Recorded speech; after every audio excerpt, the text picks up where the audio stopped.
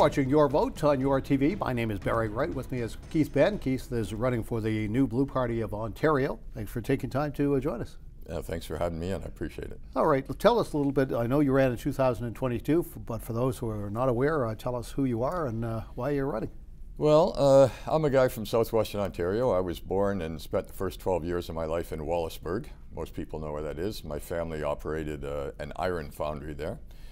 And we moved out to Port Lambton in Sarnia-Lambton riding when I was in my teens, and that's where I spent my teen years.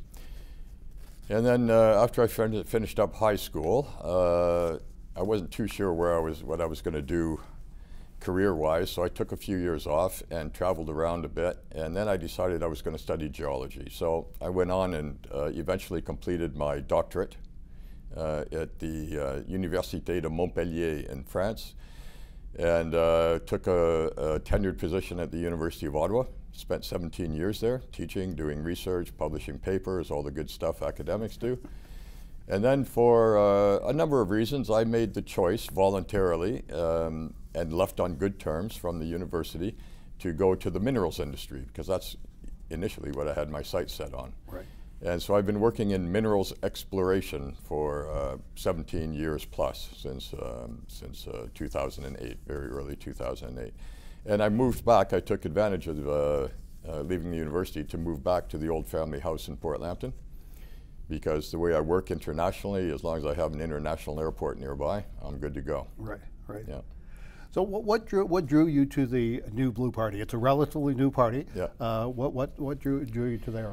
Well, you know, I've always been interested in politics, and in the early 2020s, when I started thinking that maybe I would actually seek elected office to do some years of public service representing the people of Sarnia-Lambton.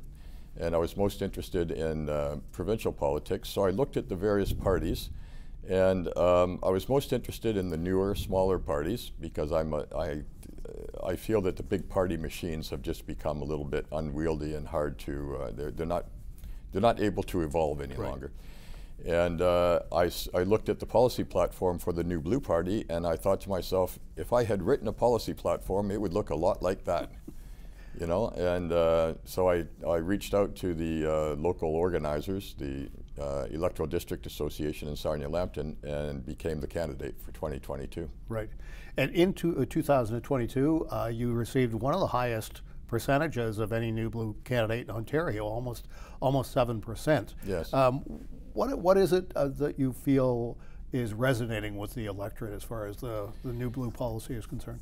Well, the New Blue Party espouses a policy platform that I refer to as common sense conservative. All right?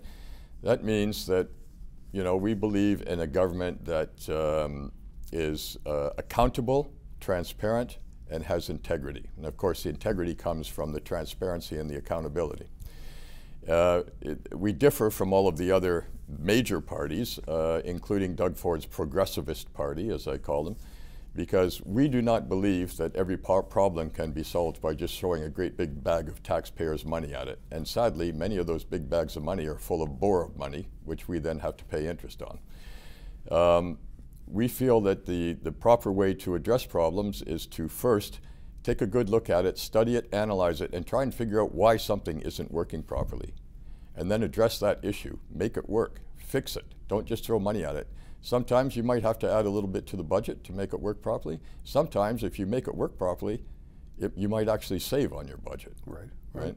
But you know, like in 2022, when I was in all candidates meetings, for instance, and questions of, you know, would come up like, what are you going to do with healthcare? What are you going to do with education, et cetera? You know, all the other candidates, it's just, they're vying to say how, you know, who's going to give the largest sum of money that they're going to throw at this problem.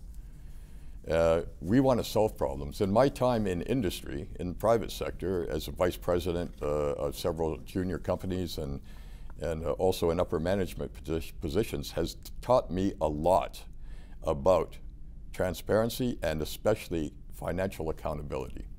Right? And I want to bring that experience and that knowledge to government.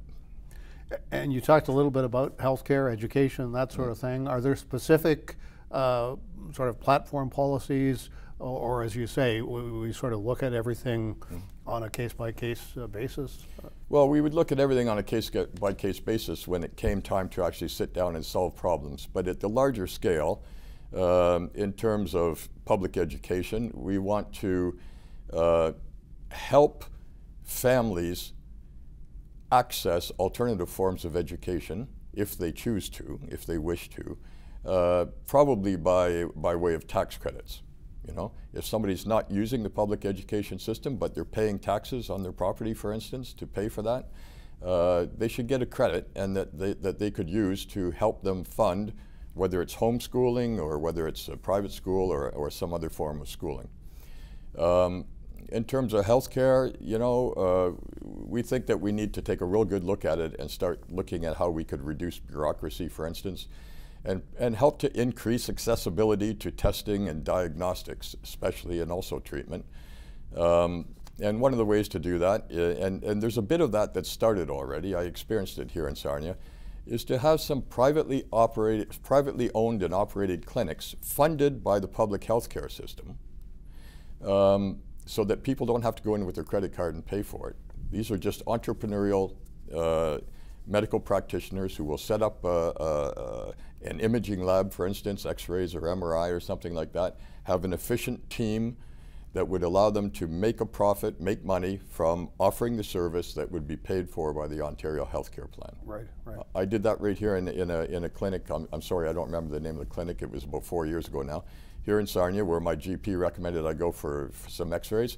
All I had to do was show my health card at this clinic, and boy, I was through there in a heartbeat, and everything was done, and I didn't have to wait. I didn't even have to make an appointment at that time. Right. So I think we could introduce some of that into our public healthcare you know, the public healthcare system, or the public healthcare bureaucracy, as I often refer to it. All right. But there are other. Okay, maybe I'll let you ask another question. No, I was just gonna say we're almost out of time, and I wanted to give you the opportunity just to, you know, if you're sitting at the kitchen table with somebody and they're saying, why should I vote for Keith? What would you tell them?